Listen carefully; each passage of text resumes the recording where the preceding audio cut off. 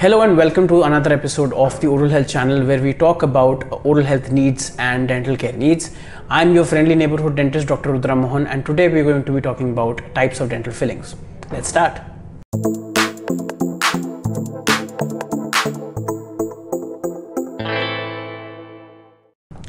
So today we're going to be talking about the type of dental fillings that are there. It is very important for you to know as a patient what types of dental fillings are present. So let me give you a premise. Why it is required to get a filling done is because once your teeth undergo any sort of decay, before it goes into any further stage of pain and sensitivity or anything of that sort where you require an RCT, you can get that decay drilled out and filled with a filling or a restorative material.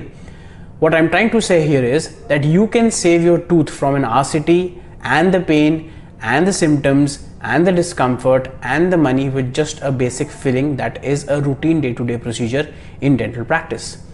So let me come to the kind of fillings that are used. The first kind of fillings that the kind of classification we'll talk about is the kind of filling based on the timeline, in the sense if it's a temporary filling or it's a permanent filling. When you talk about a temporary filling is, as the name suggests, it's something that is going to be there for some short period of time. In such cases, such as an RCT, where you have different sittings and you require, after whatever the cleaning of your root canal and all those things, you need to make sure that the patient needs to be sent back home and make sure that there is no bacteria or plaque that is interacting with the tooth in question. You need to understand that we need to protect the teeth from the oral environment and the saliva and the spit and all the other things and the bacteria to make sure that the tooth is healthy while it is healing.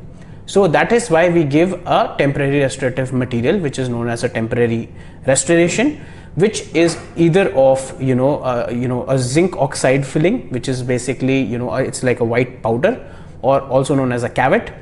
At the same time, you have something known as GIC. GIC is glass ionomer cement.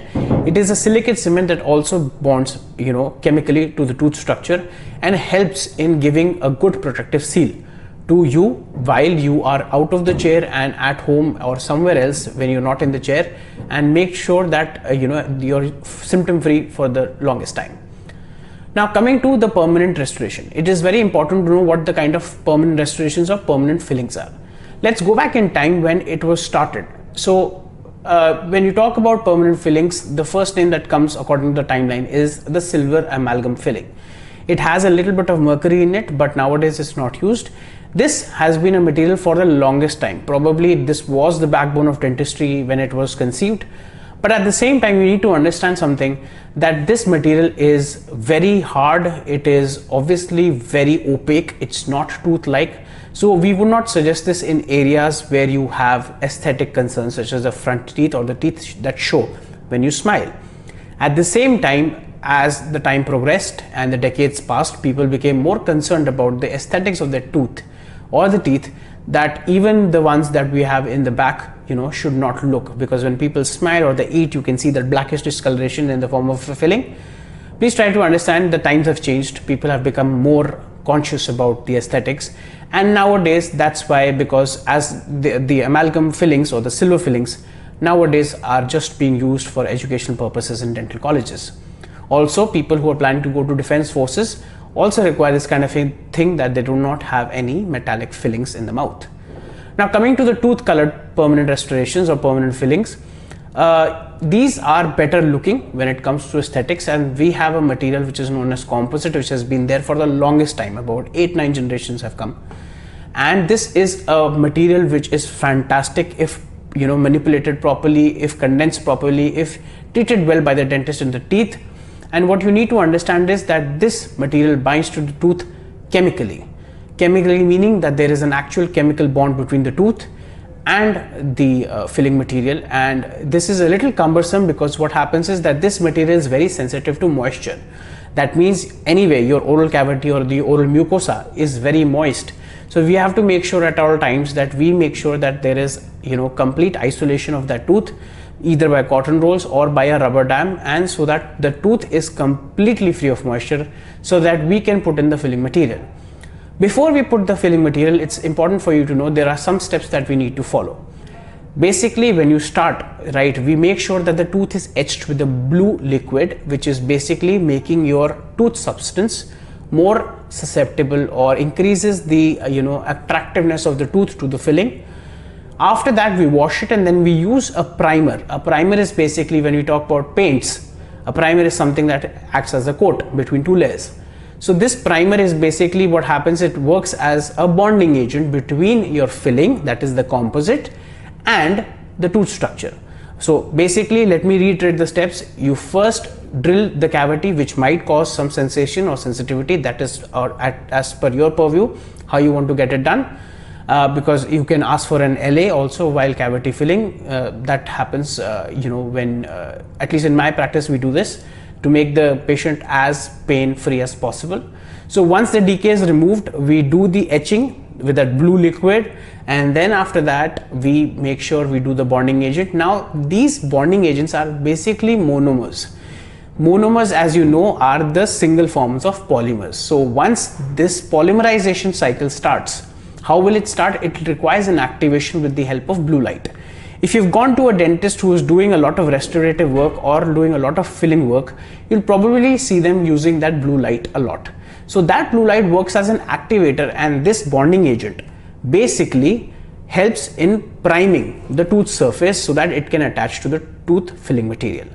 Once this is done, we add increments of the tooth filling material, that is the composite, and then keep on curing them so that it sets.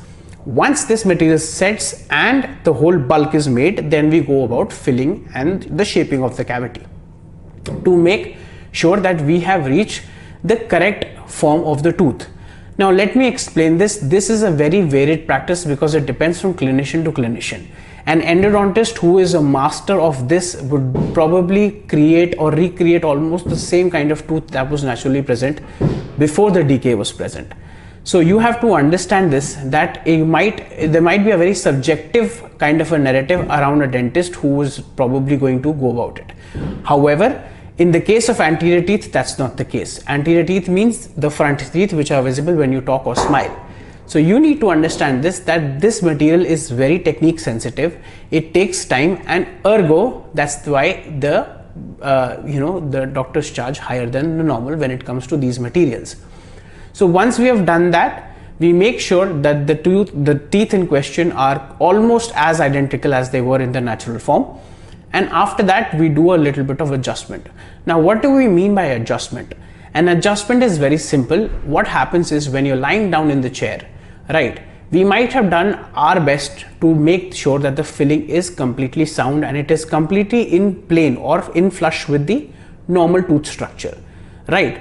What happens at that point of time is, maybe a little bit of it is higher than the normal tooth level. So once you bite, your teeth are such vital intelligent organs, you will instantly get a feeling through your brain signals that something is off. You would want to bite on that area and you will feel that this area, maybe if the filling is here and it is slightly higher, you will feel that the teeth on this side, they don't come together, they don't bite. That means that the filling is high. What do we do in that case? We basically take an articulating paper, a paper that has basically, it's like carbon paper, and we put it on the teeth and we ask you to bite. That what will happen will give us the impressions or the imprints of the carbon paper ink on the teeth, and we will get to know if there's a high point and we will eventually adjust it. Now let me tell you something honestly, as a dentist perspective, if you're going to any dentist and they just immediately do a filling, pack it up and just cure it or whatever, light activated, and they say, yeah, it will adjust on your own, please refrain from that. In the sense, please be adamant that I am feeling that this side is higher and please adjust it. They will adjust it accordingly. I do it till the point my patient says, yes, I can completely manage to eat my food like that. So make sure, and that too, this should be done in the chair which is upright. If you do it in the lying down position, maybe because of the gravity, you might not be able to perceive it as possible. So make sure that you get your adjustment done properly. And there might be a little chance that 1920, that kind of a thing that might happen, just maybe just a little bit is left and that will probably go off while you eat food. Now there are some instructions that you need to really get into, in the sense you have to make sure that for the next 24 hours most of the filling materials, they gain their strength. So you have to make sure not to eat something or anything that is too hard on that tooth on that side. So make sure whatever instructions your dentists are giving you, you follow them properly. Also, there's something known as secondary caries or secondary decay or recurrent decay. So a lot of times people come up to me in a very angry tone as well, that I got this falana, doctor who did a filling and then I got a decay again in that tooth. Let me explain. Your teeth are all but natural. If they were susceptible to decay, previously, they would be susceptible to decay after the filling as well. You have to understand that the space between the teeth and the filling material might not be visible to us, but it is microscopically quite wide. So we might not be able to see it, and that's wide enough for any of the plaque or the bacteria to seep in, to leak in, and then probably cause secondary decay. So whatever instructions that your dentists give you, please make sure that you definitely follow them religiously. Keep the tooth and the teeth clean. Also, you might get post-operative sensitivity. That is very common because for the next 2-3 days you might get some sensitivity. I give my patients desensitizing toothpaste which helps them relieve them of the sensitivity, but it's very common. It's very common, immediately after 2-3 days you might get some sensitivity, but at the same time, if it continues for more than a week, you might want to reconsider going to your dentist again and getting it checked out.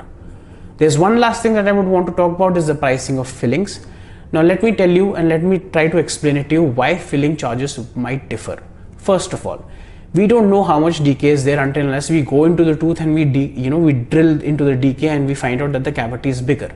So there's always a range for the filling material because of the fact that what we might think at the start of the drilling procedure, that if the cavity is small, it might turn out to be big because the enamel and the dentin are very brittle when they are under decay, so the charges might increase.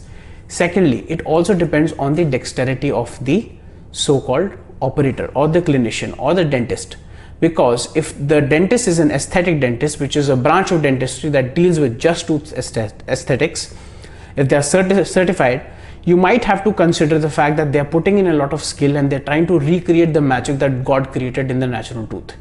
So please try to understand, they might use better instruments, they might use better filling materials, they might use better technology to visualize and analyze and whatnot. So make sure whatever you do, you have the charges very clear with you. So this episode is all about dental fillings. I hope this makes sense to you and what we talked about. Please like, share and subscribe and spread oral health awareness everywhere. And please write your comments and feedback in the comment section. Have a nice day.